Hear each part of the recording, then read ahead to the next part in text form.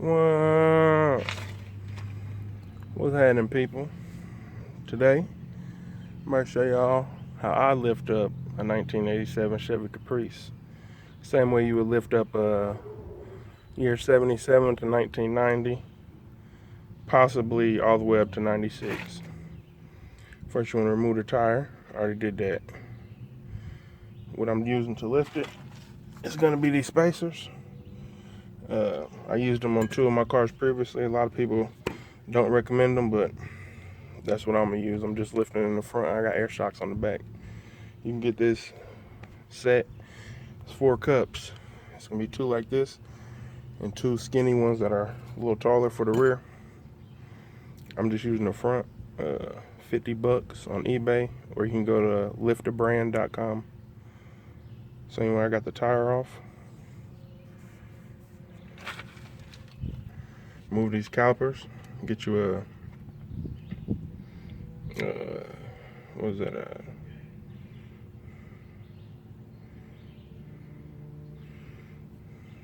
I don't know what size it is, but anyway, use it. Move this caliper like so. You got 2 bolts. One right here. And one down here. I'm gonna remove these bolts real quick.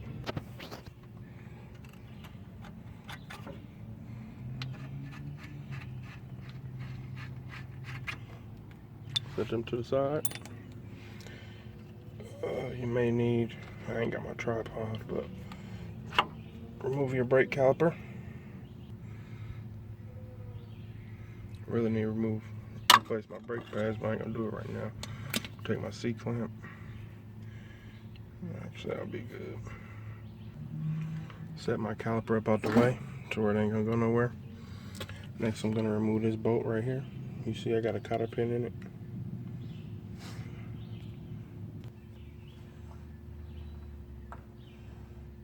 I got that up out of there.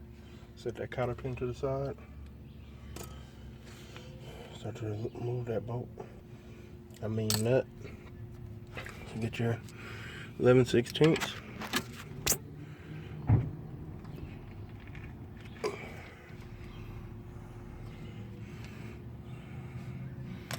Start to loosen it.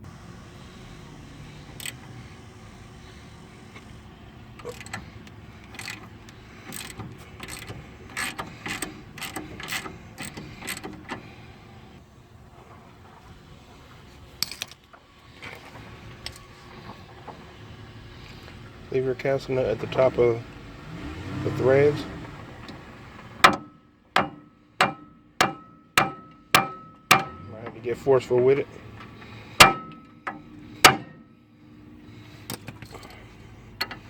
Leave that nut at the top of your threads to where you don't fuck them up.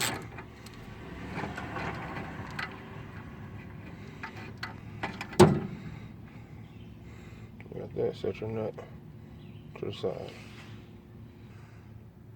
Alright, y'all, what I had to do is grab my 14mm, put it on the top of the shock bolt. Can't really see in there. But yeah, got that up on there. I ain't finna loosen it all the way. I'm finna get this jack up underneath this control arm real quick. Get up under here, underneath where your shock goes in, with a 9/16 or a 14mm. Get it up on there, make sure it's on there all the way. Excuse me, I'm wrong. This is a half. This isn't a 9/16. You just start loosening it like so. Like I always say, if I had power tools, I'll be going a lot quicker. One thing you want to make sure, damn it. One thing you want to make sure you're doing is loosening it, because I think I broke this one off, y'all. Alright, y'all, got the top shock bolt out. Bad thing is one of these is still stuck in the bottom, but that's cool. What you're going to do is you're going to take something. If you're dirty like me, if yours is dirty like mine, you're going to knock off all this old grease and shit on that one. And this one. Also got cotter pins in them, so you want to take them out. You may have to fight them a little bit to get them out, straighten them up. whatnot. Straighten them up a little bit. Tap on them. And then like so. You see it starting to come out some. Take your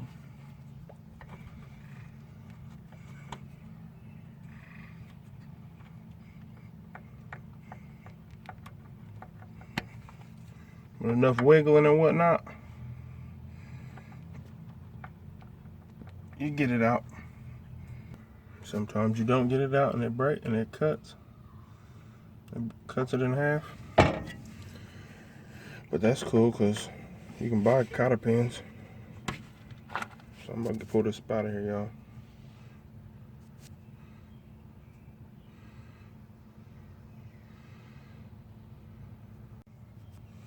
Got it on up out of there.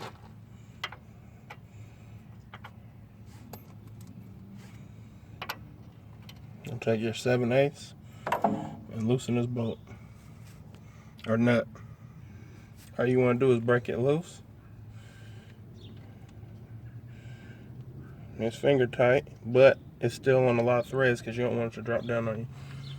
Then you want to go down to here to the bottom, clean it off all the way, and remove its cotter pin. What you do now, you want to take your 24mm on this lower one. I didn't have a cotter pin. If I did, I broke it. You want to loosen this one. Loosen this one up all the way. Do I want to do it like this today? Yeah. Loosen this one up all the way. Set your bolt to the side, your nut to the side. Now what I need to do, remove the stabilizer link.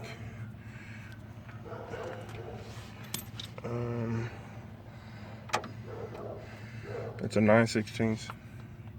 Oh shit. Remove the stabilizer link. It's a 9/16 or 14mm. I'm using both. So I rig up my wrench. Throw my socket. Let me see, you can see where I'm at. Throw my socket on there.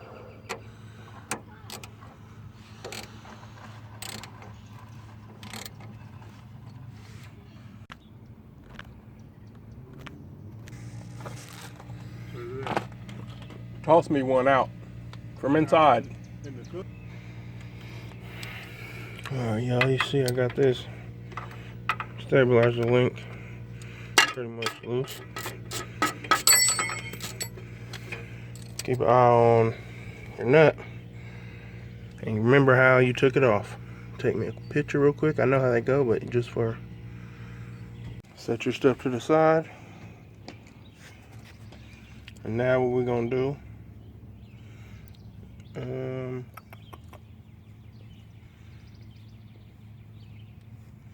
I'll start to loosen up this top one all the way, and then try to lower this control arm up out of this spindle. Alright, y'all, now, if you ain't got a ball joint separator, you're going to take a hammer. You're going to put your nut back on a little bit, where you don't mess up the threads. Take your hammer, tap on the top. You're going to have to do more than tapping probably. Alright, y'all, so I did the same thing with the top. Unfortunately, I think I broke the bottom ball joint, but good thing is I got other control arms that already got a ball joint on them. I should be changing my ball joints, everything, steering, but I'm not doing that right now.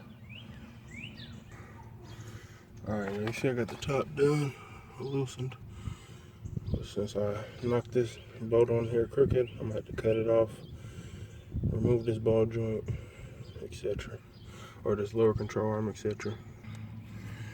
Alright, y'all, since I'm going to change this lower control arm, I had to remove, you see it over there, inner and outer tie rod, because where it bolts up, I won't be able to get that bolt out. So now, I'm going to remove this. Well, actually, we haven't got to remove it yet. I'm going to let this jack down now. Since I took that shock, I could cut that shock up out of there too. I want to let it down slow so that shock don't bolt out on y'all. That spring, I mean.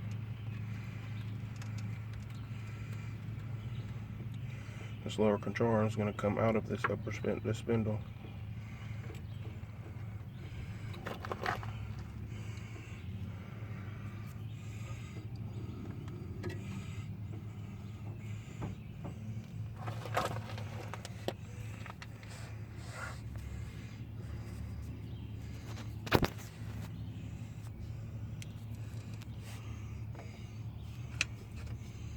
Jack's all the way down. So now I'm gonna lift this jack up some, grab my pry bar, and pry down on this lower control arm gently to where this don't bolt out on me. Y'all want to work slowly. I remove this upper one so I can remove this whole spindle.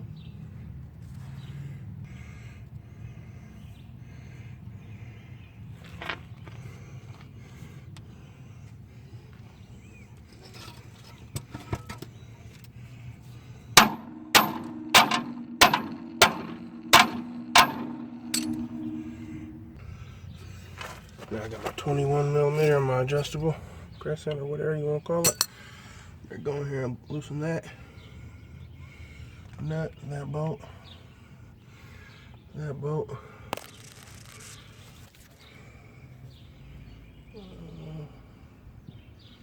That bolt.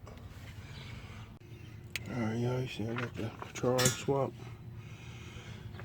in and out of tie rod back on. Now I'm about to compress this spring.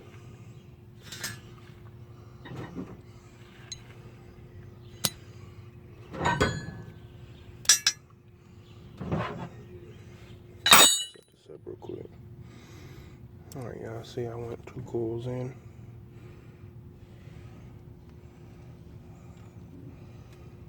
I'm tightening it by hand. Get back with y'all in a minute. I don't got a long ways, but I got enough ways to go.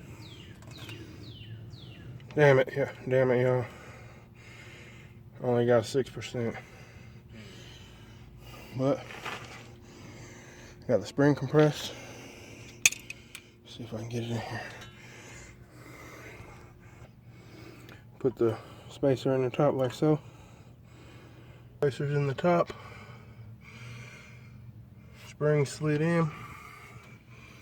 You want to mesh this up with these couple holes over here. Alright, y'all. So the last y'all seen, I had compressed the coil spring somewhat and was on my way to install it. Well, I don't know what time that was. I worked on this mug for 8 hours today. No bullshit. I walked out the crib at 4:05. I didn't walk in for good until 12:23 in the morning. Right now it's like 1:55, then or 2 in the morning. I didn't take not one break. I did take one break. I went inside, had a spoon of green beans, a spoon of pulled pork, and a boiled egg. Smashed that real quick, got a little something in my stomach, came outside and finished getting it. I don't know. Once it gets dark, mosquitoes is outside. You know, a lot of people like, oh, fuck that, woo woo. Well, I wanted to get back in the Chevy. One thing about dedication is, if you put your mind to it, if you tell yourself you're going to get it done, you're going to get it done. There's a couple things I need to do still. But I got it lifted. I got them both the lift cups in there, the spacers. A lot of people say, oh, don't use them. Oh yeah, my fault, I'm rambling. You seen, so the last you seen, I was putting a spring in the control arms, or in the control arm. You know what I'm talking about. The last clip you seen of me working on the car. Anyways, my phone was finna die. I done hit the damn spring compressor with a hammer and it busted loose. I had to recompress it about 5, 6, 7 times. Like, I'd get so far and it'd slip off. I'd get so far, it'd slip off. I'd get so far, it wouldn't be enough. Like, it was just a pain in the ass, y'all. So,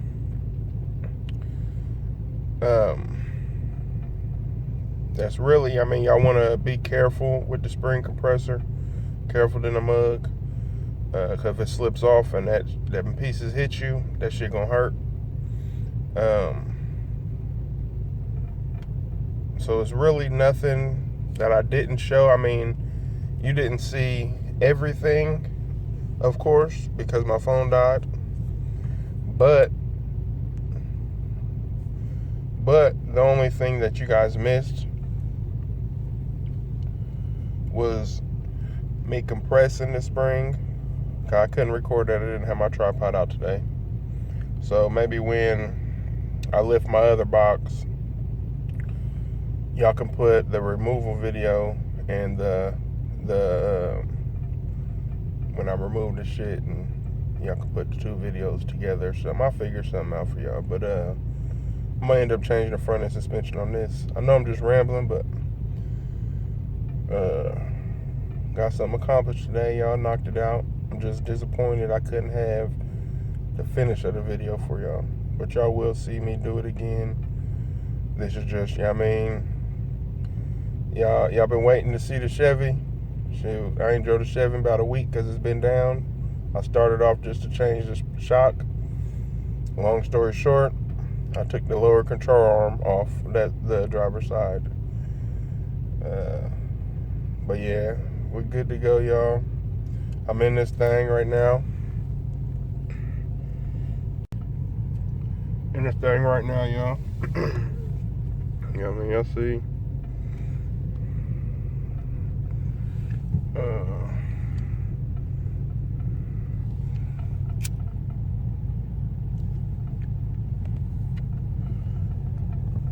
But yeah, y'all. I'm gonna give y'all a little, I might take a little video. But I don't know. I'm gonna at least at the end of this try to see if I can add in a picture of the Chevy, a couple pictures of the Chevy. If not, it'll be a short little video or something. Figure something out for y'all. One.